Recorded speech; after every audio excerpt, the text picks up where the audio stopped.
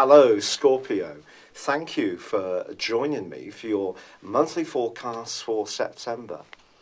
This is a month when Neptune is going to have a huge influence on us all.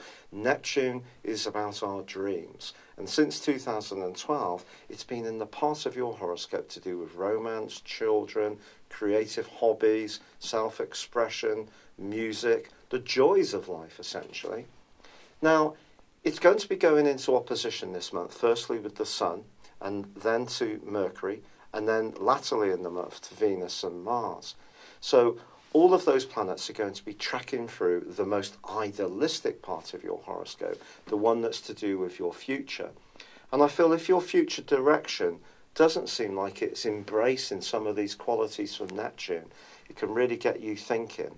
The problem with Neptune is it can be quite a distorting and rather confusing influence. It's not straight down the line.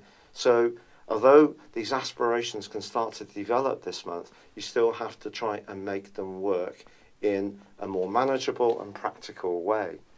And the story of this month begins with the Sun in a very upbeat and friendly part of your scope. But from the 2nd through to the 6th, he is in opposition to Neptune, and then there is also a full moon on the 6th. So that sense of needing to feel that your future is really meaningful is really going to be heightened in the following 2 weeks. However, your career situation, which may have been a little bit stop-start, or there's been some cross wires or miscommunications, that can start to go forwards from the 5th. From the 11th of August, Mercury went into a retrograde, initially in the sign of Virgo, which is about your future and your friendships and your networks. But it's rotated back into Leo, and from the 5th through to the 9th, it remains in Leo for you, which is very much about your ambitions. You may consider some kind of course. It could be linked to retraining, it could be within a present role, or it may be in a completely new setting. It's possible also that you're going to be applying for jobs during this time. And Venus, the planet of love, is going to be in your sector of how you interact with the world at large right through until the 20th. Now, Venus is going to give you the ability to use all the wiles necessary in order to impress those in positions of influence. I mean, don't try too hard. You have to be true to yourself and natural. But at the same time, those old-fashioned principles of courtesy, good manners, charm, and that sense of the first impression is often the best impression, can give you the opportunity to come across in a very positive way if you do meet someone influential for the first time. Now, Mars is going to be in this area too for the first 5 days, but then moves into Virgo. But this is going to give you even more desire to go for what you want. But it's also a nice location for Mars because it enables you to tune into what's right for you, but also have more of a perception of the collective. Mars is essentially about our egos and about our desires, about instant gratification.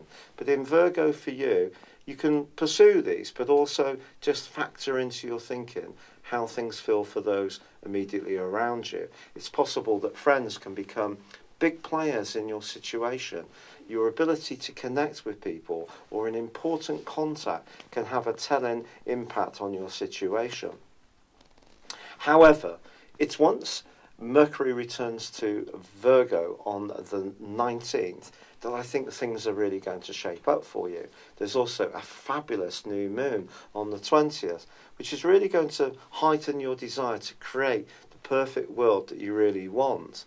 Of course, because you're someone who, let's say, can be a little bit sceptical about how things can pan out. I just think that makes you real.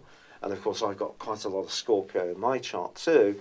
Then you can balance the idealism with keeping one foot on terra firma. But this new moon can, over the next few weeks, be really helpful to you in terms of how you interact with people. And remember, you're still surfing the magnificent energy of the solar eclipse, which is heightening your ambitions, not just this month, but right through to the first 2 months of 2018.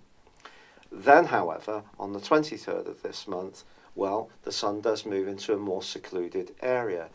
And you already have Jupiter here. Now, Jupiter's about knowledge. Traditionally, of course, it's about good luck. But in the 12th house, you wouldn't necessarily think about it in that way. Perhaps someone has been more like a guiding hand to you, some kind of mentor, or you've been reading more self-help books, or trying to understand your deeper motivations with Jupiter's help since last September. However, it is forging this month a great link with Saturn, which has been in your sector of self-esteem and worth and money for over 2 years. But this month they're linking brilliantly. So what you're learning behind the scenes and absorbing can help you to feel better about yourself. There's no doubt about that. But Venus and Mars come together beautifully in the last phase of this month, and they're going to boost your sex appeal hugely. And if you are single, it could be someone in your circle, or who's introduced through a friend, or a common interest, which does spark some great attraction. But with Neptune on the other side of the heavens, it's back to being realistic, whilst being open to the magic of the possibility. But then Mercury moves at the very end of this month into Libra 2, but your two ruling planets forge an amazing connection in the last few days as well. When Mars and Pluto get together, it can create a phenomenal desire for change. This change could come in a very conscious way through your mind and through plans that you're consciously making, or it can come from deep within you. But this pull, this desire for new knowledge and to go for what you really want is going to become really quite compelling. It's been a real pleasure being with you. Thank you for joining me.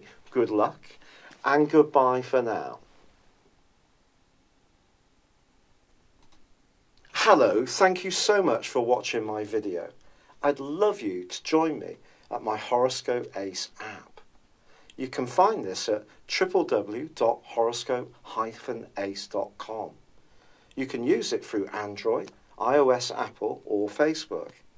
Check out your ascendant or your moon sign, or download your free birth chart. There's all your favourite videos, plus there are daily, weekly, monthly and yearly horoscopes for general, love, Chinese and Indian astrology.